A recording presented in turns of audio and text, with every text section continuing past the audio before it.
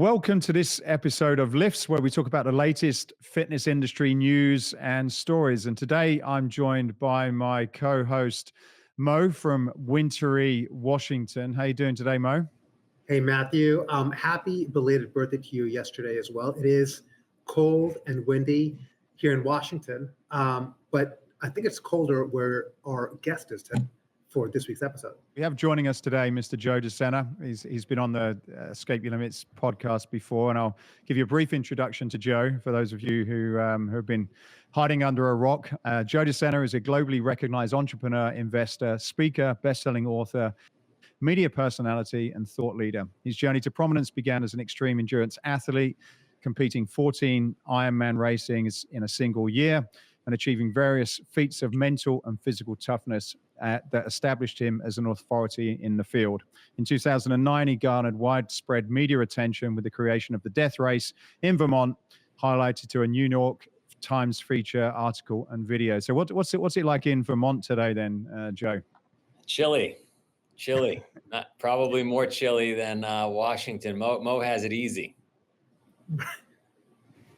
I do. And Joe, thank you so much for joining. And it's funny, right before you joined, I was telling Matthew about how long our friendship and story goes back. I've known you since I started Sweatworks, really, in 2012. You were client number 2 for us.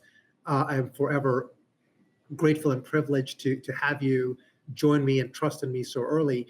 But it wasn't easy. Wait, technically I was client number 1 because client number 1 was your mom. Your mom gave you that. So I was client number 1. All right, you're there you go. You're client number 1. But funny, I don't know if you recall this or not, Joe, but that first time we had a planned meeting up in Killington, Vermont, I don't know if it was the World Championship or not at the time. You said, hey, well, I'll meet you at the lodge at 10 a.m. in the morning. So I showed up at 10 a.m. for my first time meeting with Joe and kind of learning about Spartan.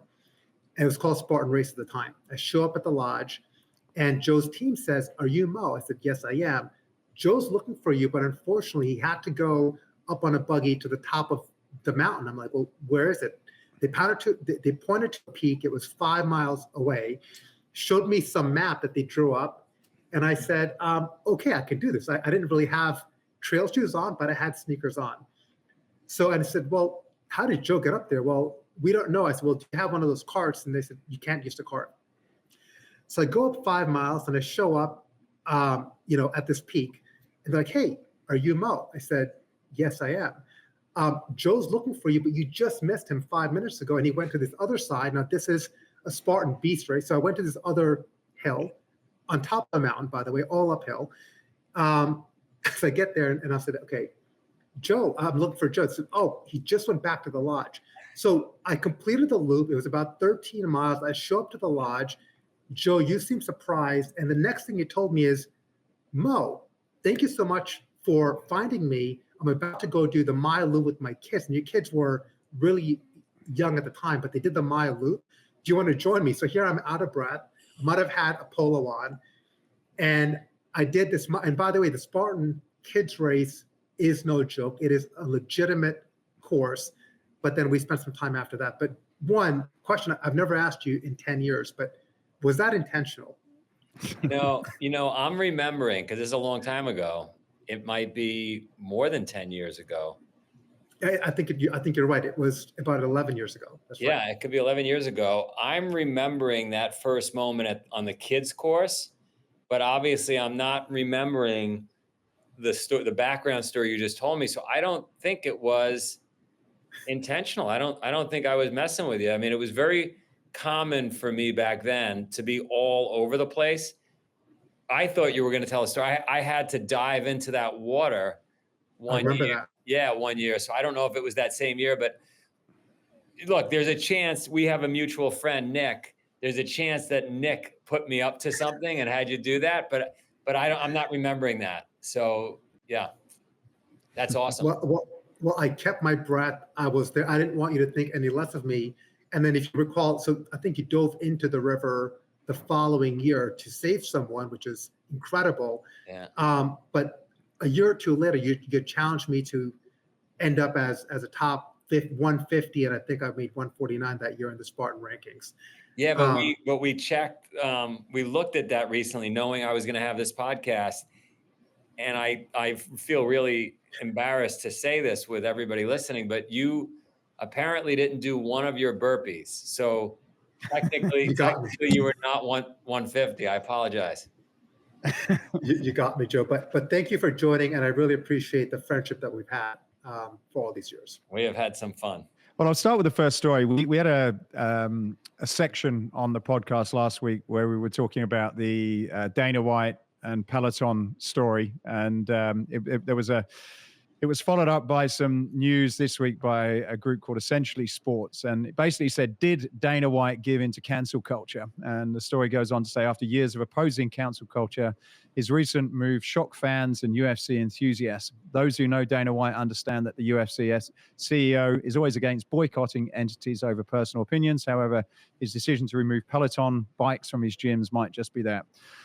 Is the UFC now part of cancel culture? Only Dana White can tell. And they go on to ask what people's opinions are. So it was quite an interesting conversation we had on the podcast last week. And I know, Joe, you've been someone that's sort of been involved in this recently, and we both Mo and myself run companies, and you always want to, I suppose, do the right thing and say the right thing, but that sometimes without necessarily planning it, you can end up in hot water, and so I was just curious to see whether you'd heard much about the Dana White story. He's obviously somebody who can probably get away with saying whatever he wants and be able to deal with it. But what do you see CEOs, and how do they navigate the pressure of being aligned with, I guess, a group and a tribe, but without necessarily damaging the core business that I suppose they're there to support?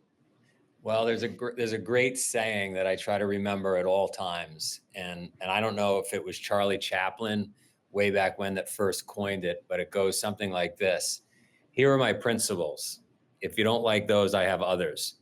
And the point is, right, we should never move the line, right? We should hold firm to our principles. But the other side of that argument is, every single day, a CEO has to make the best of the worst decisions. And I think it's easier. I think it's easier to do what Dana White did, not to take anything away from him, because I commend him. But I think it's easier when you're a founder, when it's your company and you started it, when you own most of it, which he doesn't, right? He sold it. When you've got enough money in the bank, I don't know if I can use profanity here or not, but when you've got fuck you money, right, you could really stick to your principles. We should all hold that firmly, but you got to make the best of the worst decisions. So is this thing I did as a leader going to negatively affect? Forget about negatively affecting me or Dana in that example. Is it going to negatively affect my people? Is it going to hurt my people? Because they don't deserve that. Is it going to upset my customers? Are they really furious over it? So you got to start to then make the best of the worst decision. We have, as human beings, we have these firm principles, these things we believe in. We have a platform. We want to say what we want to say. And then it's like, fuck, I have people that work for me. I have commitments to, and maybe the outcome really wasn't my intention, right? So I don't know if that answers the question well, but that's what goes through my mind. Yeah, no, I think it does, John. I think the origination of that story was tied to what Peloton did. And I'm not sure if you are familiar with that or not, but Peloton essentially asked a podcast host where they pulled out their ad and support for a podcast because they would not take down an episode from RFK Jr. And the conversation that we had in last week's podcast of L.I.F.T.S was that should Peloton as a brand be enforcing its values and we're supposed to be in health and wellness. And, here's Peloton saying, well, I'm not going to advertise on your podcast unless you take down this RFK Jr. episode, which was, by the way, a couple of years ago, right? And that's what Dana White was responding to. I think he had an opinion, and he felt that, well, they don't, who are they to come in and say something like that? I mean, how do you respond? I mean, you definitely are out there. When you see a brand or a vendor that you work with, would you, or somewhere where you are advertising, would you have you thought about making a change like that? Look, I think on the one hand, founders don't want to be pushed around. A CEO that comes in later to run a company, I think is a little more tenuous situation. They're on the bubble. You would appreciate that, Mo. For a no, I don't want to be pushed around. Like if I thought it was okay to have RFK on a podcast 2 years, like I'm okay with now if we found out that RFK, or you just fill in the blank, turned out to be that's a different story. But I don't want to be pushed around by a corporate. So I agree with him. That said, what would I do if 500 employees were upset for, like, now I got to deal with that. Do I wake up in the morning and say, fine, all 500 of you can, like, that's it, right? Like, you got to make the best of the worst decision. So in his case, I think it's great. We'll move on to the next story because there's some interesting thoughts there. And I like that statement. You have to make the best of a worst decision. I think that's one I'm going to write down and use. The next story is slightly changing pace, and it's about Tonal. And this is a press release on Business Wire, which goes on to say, Tonal, the most intelligent home gym and first personalized approach to strength training, today announced its large-scale retail expansion to Best Buy to bring its revolutionary intelligent strength training system to new customers across the country. Starting today, consumers can buy and shop for Tonal in its accessories on the bestbuy.com. There's an interesting story because you see quite a few of these direct-to-consumer brands. I was reading about a little while ago where you've got I think the first people that really pioneered this, from my understanding, were the mattress companies, where they basically got rid of their traditional distribution models and went straight to the consumer, and quite quickly realized it was very, very difficult to sustain a business like that. And they ended up in a lot of major retailers. And I think Peloton was probably the first one in the fitness space, followed by, I think maybe Tonal had started this. So I wonder if this is just a rethink of business models in order to gain the audiences that they need to, whether it's difficult to be a direct-to-consumer single product, or whether it's just something that over time you end up having to find alternative ways to grow your marketplace. So, well, I think there, if you want me to comment on that, I think I have a few comments. One is I was on Wall Street for a while. I had a firm, and I sat on a lot of conference calls with companies, and we've got great intentions, the three of us on this phone call, right? On this podcast. And we want to do great things for humanity. But now we're a public company, hypothetically, or we've got shareholders. And every quarter, those shareholders, they want to make a return. They're expecting growth, revenue growth, profitability growth, whatever those KPIs are that we're chasing. And so we end up making the best of the worst decision, right? We end up, if we're a food company, shamefully, even with the best intentions, we start buying cheaper ingredients. We start figuring out ways to package it in a more efficient way that's maybe not as healthy. So, you've got great intentions, you're Tonal. You want to sell direct to consumer. You've got these great margins. This is the way you're going to do it. But you've got to meet your shareholder requirements. You've got to meet your KPIs. And so you probably take a little bit of the drug and you figure out a way to stuff a bunch of retail channels with product. The other thing I would say about it is, 5 years ago, there weren't very many sophisticated digital marketers. So somebody breaking out with a new product and going direct to consumer that had some skills on the internet probably had, green fields. It was smooth sailing. Now everybody's pretty damn sophisticated. It's hard. And so let's go stuff some channels and potentially reach more consumers. So I don't know if that's Those are my thoughts. No, I think that's great, Joe. And look, I mean, first with Tonal itself, Joe, you're absolutely right. Given their investors, so Tonal raised about 130 million earlier this year in April at a down round at a valuation of about 500 million. When 2 years before that, they were valued at 1.9 billion. So they have to make a return. I think, Joe, to your other point, reaching customers has been nearly impossible. The cost of acquisition, I remember back when we were working with Spartan in 2014, 2015, you were one of the top spenders on Facebook, and you were acquiring customers at a clip that no one else has really seen before. I don't think has honestly seen since. But acquiring a customer today is incredibly difficult. It's incredibly expensive because their attention is distributed and fragmented. They might be on TikTok, on Instagram, on Snapchat. No one's really watching TV anymore. Now, this strategy to Best Buy, I think, is just another lever.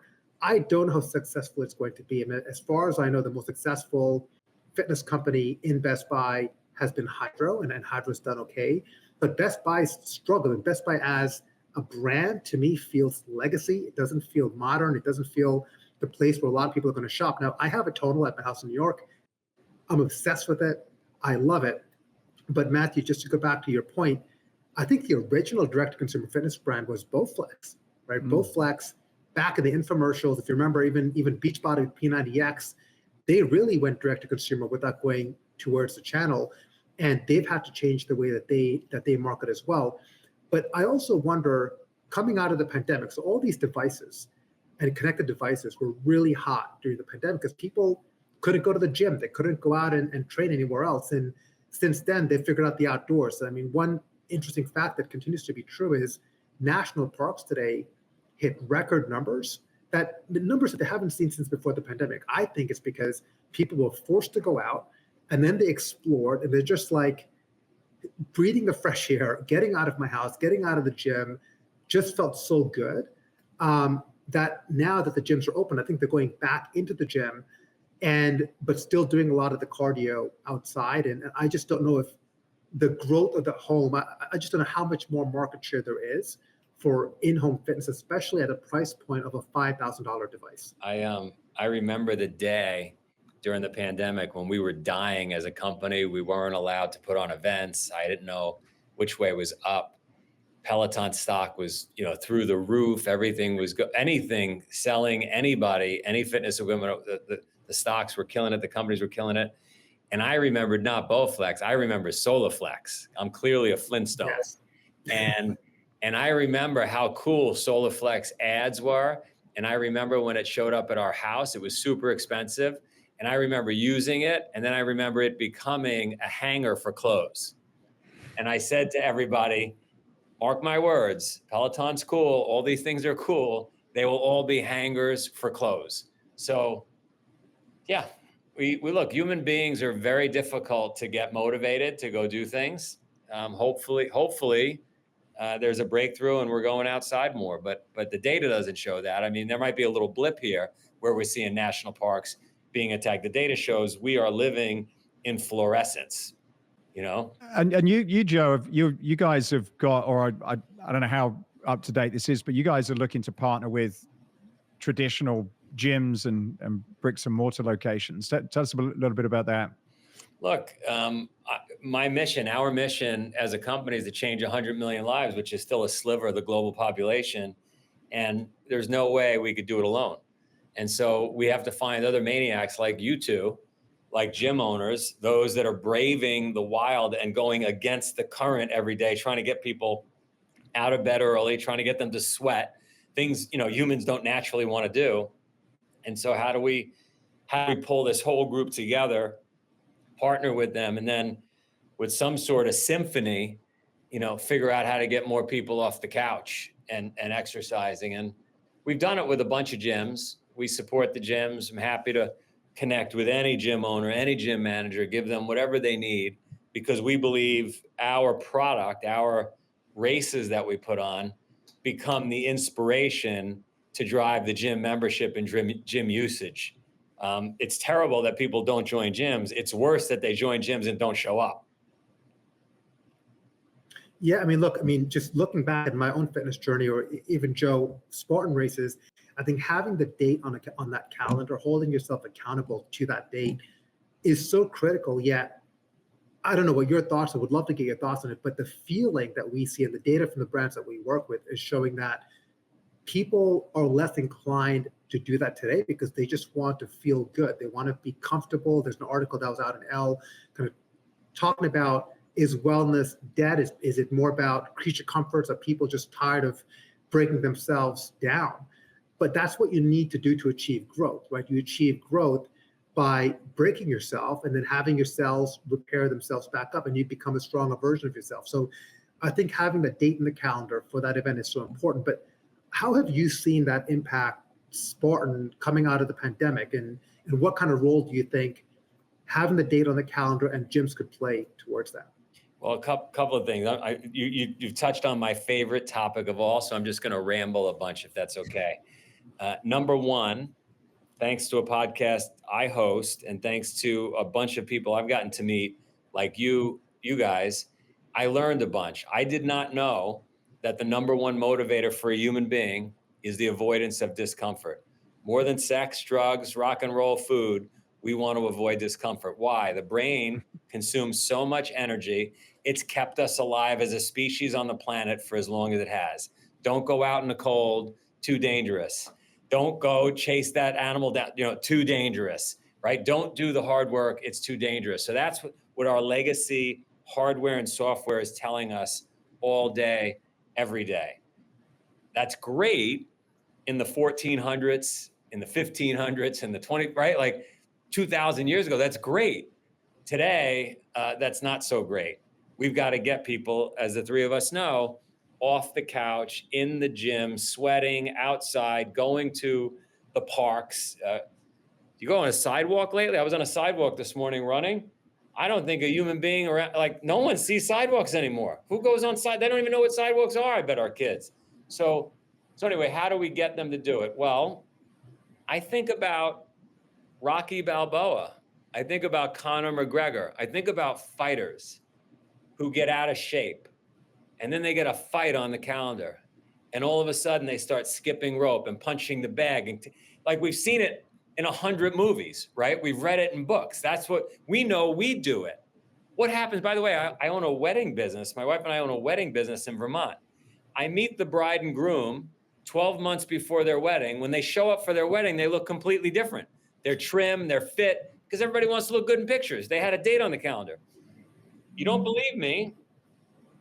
Try sending kids to college. Imagine going to a college where there's no test dates, there's no due dates, there's no professor. Just learn on your own. It would never happen. Nobody's going to do anything. So we provide a very important component to human beings, which is we give you that date, that fight with yourself that you have coming up. You're going to be embarrassed if you don't do the work. And that forces people to join gyms. We know, we look at the data all around the world. That forces people to sweat every morning. It happens, I'm a crazy person. I'm extremely motivated and I need dates on a calendar to keep going. So anyway, hopefully that answers the question. Well, talking about chasing animals, it's a nice segue into the next article, which is about fake meat. There's an article in the New York Times, and it specifically relates to Beyond Meat, but it talks about the category, and it says, for a while, Beyond Meat was taking over the world. Its fake burgers and sausages were landing on dinner plates in homes throughout the United States and on the menu boards of chains like Subway, Carl's, Starbucks. When the company went public in 2019, its shares skyrocketed, as money did, as investors bet that the meatless movement was finally having its moment. During the pandemic, Beyond Meat's grocery store sales surged as curious consumers tried its vegan options. But these days, Beyond Meat has lost some of its sizzle. Its stocks had plummeted 83% in the past year, and sales, which the company had expected to rise by as much as 33% this year, are now likely to show minor growth.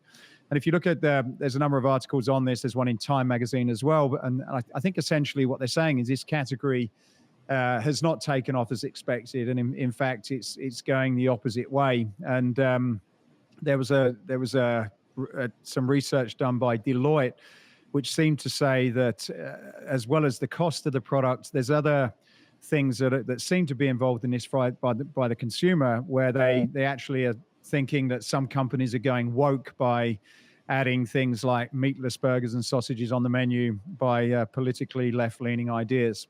So curious to hear your thoughts on this one. I got a couple of thoughts. I grew up in a house that were, we were heavy meat eaters, ravioli eaters, cannoli eaters. I grew up in Queens, New York, ground zero for Goodfellas, all organized crime, poor diets, cigars. Everybody wanted a Cadillac. People went to jail. My mom walked into a health food store, probably the only one on the East Coast in like the early 70s. She met a yogi. She was trying to find a different way to live because her mom had cancer. She became a vegan on the spot. She started to meditate, started to teach meditation, started to teach yoga. And I followed that journey with her and all her friends. I pushed back in the beginning. It was weird. I didn't want monks in my living room chanting. I couldn't understand it all. She was doing trips. I didn't get it. There were no Whole Foods back then. There were no yoga journals, right? So it was crunchy for sure. Over the years, I took the traditional path, lifting weights, doing all the things everybody does, eating lots of meat, eating out in restaurants. And I didn't feel that good. And my mom introduced me to this book, Raw. It was written by Dr. Fred Bishi. He was a weightlifter, also from Brooklyn. He was a meat eater, just like everybody else.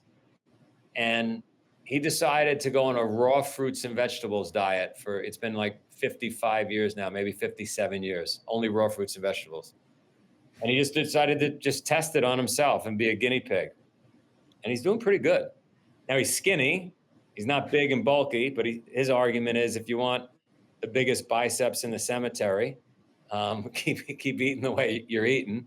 So, he says a fruits and veggies diet, a vegan diet, certainly not going to pack the muscle on. That said, he would be against this meatless meat as well, because his philosophy is just stay away from processed foods. As a matter of fact, he would push you, if you were a meat eater, to eat clean meat and eat vegetables and fruits and real foods. Don't eat the packaged foods. That's what a lot of us can agree on. So, I eat meat. I try to eat more salad than anything else. My wife just texted me and said, "Do you want your cucumber salad?" I said, "I absolutely do want my cucumber salad." I told her for the rest of our lives together, every single night, I would like my cucumber salad.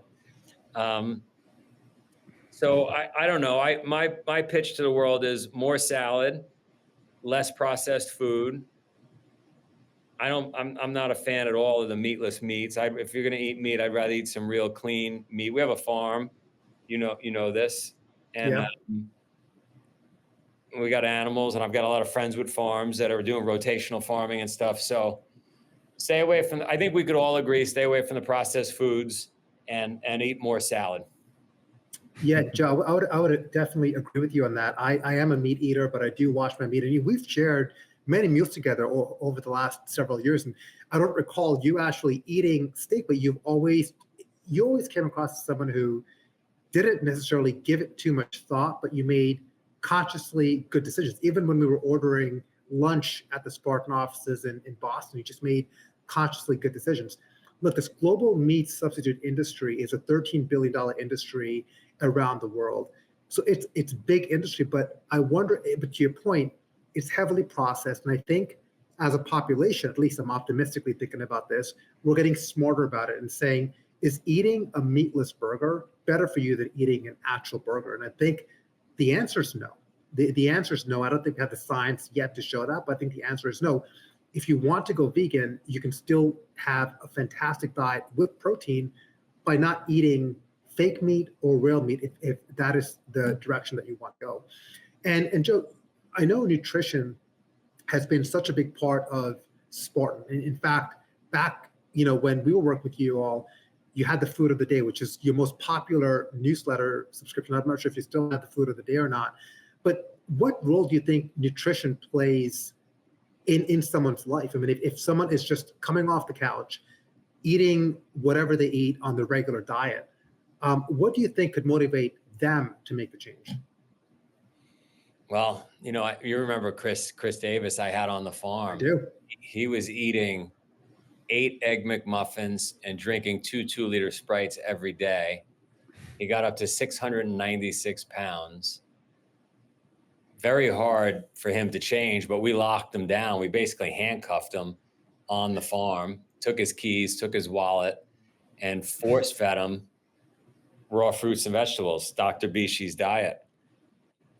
He didn't like it at first, but we were losing 1 to 3 pounds a day, and his skin got really clear, and he got down into the high 260s. So, you know, how does a person like that get started? I guess call me and you, and we'll lock you down on the farm. I mean, the problem is it's hard to change habits. It's hard to outrun a crappy diet. Don't put it in the house. Don't buy it. You know, talk to your spouse, talk to your kid, just keep it away from yourself. You know, my dad had a bunch of heart attacks. Unlike my mom, he didn't take care of himself very well. And back then, the traditional time, you know, in the time we've been talking about the Solaflex and Best Buy, when it was, the traditional thinking was, you know, butter, meat, egg, you know, they were high in cholesterol. They were causing all these heart attacks. I love my new friend, Gary Breck, which I didn't know, talking about like sugar is actually the killer. Sugar going into the liver, the byproduct coming out of the liver are the triglycerides, the cholesterol. And so, you know, if you can't do it, if you're addicted to the Sprites and the Egg McMuffins or whatever, like Chris was, what I start to think about is, do I really want a heart attack? I'm having so much fun. Even the shittiest days in my business and my life are so much better than dead. So I just want to live longer, you know?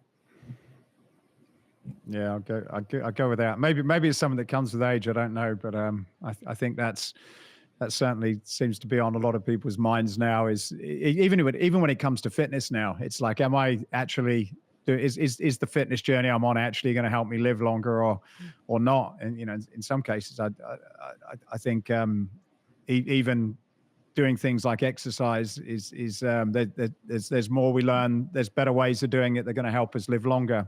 Like you said, do you want to have the biggest biceps in the cemetery or not? Certainly the research would say, well, if you want to live longer, you just, the less you eat, the more chances of that happening are. So I think we've just about come up to the end of our allotted time. Mo, have you got any final thoughts? Well, I think, Joe, thank you so much for joining. 2 big takeaways that I learned. I mean, there's a lot, but as it comes to investing, you would not invest in connected fitness today or meatless alternatives. So not good investments there. But thanks again, Joe, for joining. It was a pleasure to catch up with you.